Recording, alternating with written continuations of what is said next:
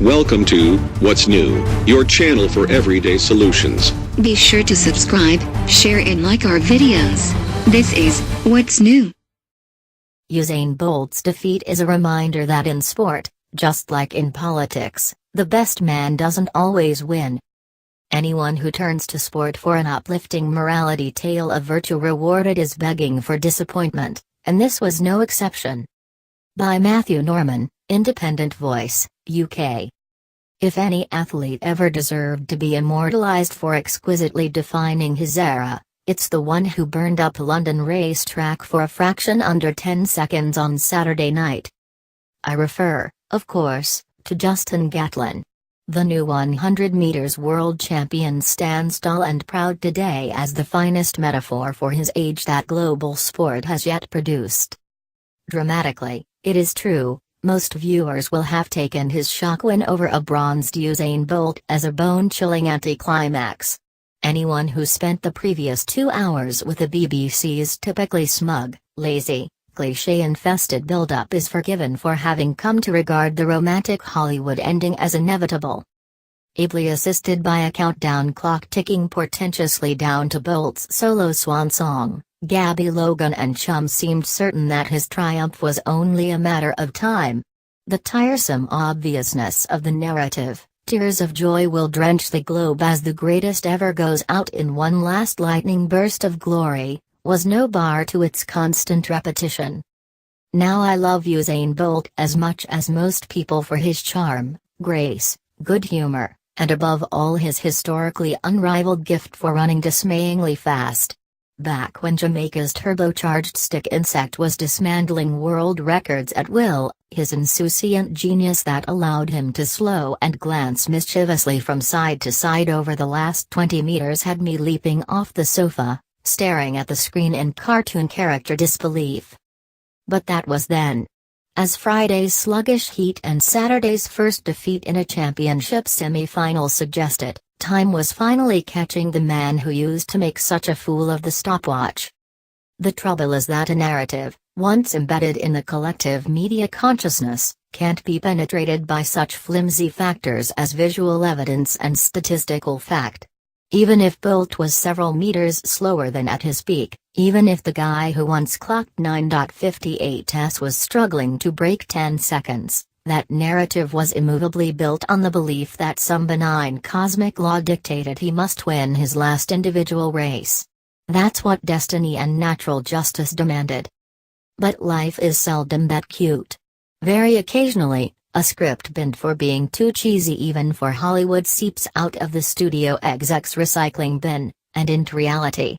Roger Federer's recent renaissance at a geriatric 35 is the best example in memory, if not ever. By and large, however, anyone who turns to sport for an uplifting morality tale of virtue rewarded is begging for disappointment, if not on quite such an epic a scale as Saturday night's.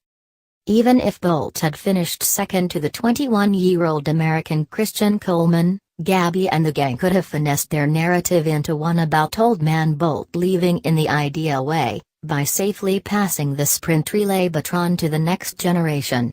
It's almost as good a story as him snaffling yet another gold. In a way, it's better. In the event, the silver medal was denied them, just as it was denied Bolt. Gatlin's name had barely been mentioned during the interminable build-up, and when he jogged onto the track, no one took the trouble to explain the booze to those unaware that in 2001 he was banned for 2 years, reduced on appeal to 1, for taking amphetamines, and then for another 8, again halved on appeal, to 4, for testosterone in 2006.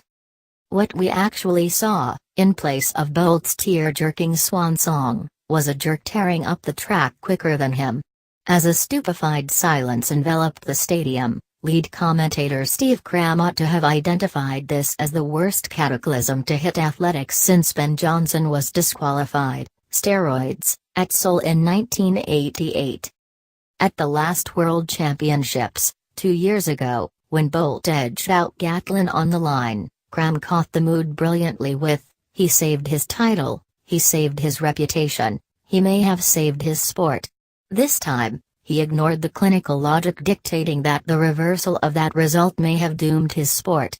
Along with everyone else the BBC hired for their expertise, he shirked that duty to the truth. But rather than dwell on the latest blow to a sport that has suffered a chronic credibility deficit for decades, or fixate on BBC Sports' slide from journalism into a simpering public relations annex to the sports it covers, we must focus on the positives. Justin Gatlin did more last night than puncture the saccharine bubble of Bolt worship which blinded the pundits to his frailty. He taught anyone too young or naive not to have learned it already that sport is not some magical fairyland where the right results come about because they are right. If what you felt when Gatlin crossed the finish line was a small but piercing echo of the numb emptiness experienced on the nights of the Brexit referendum and 2016 US election, no wonder. In sport, as elsewhere, cheats and liars win even when almost everyone knows them for liars and cheats. In the age of Brexit and Trump, could you wish for a more fitting world champion? Welcome to What's New, your channel for everyday solutions. Be sure to subscribe, share and like our videos. This is What's New.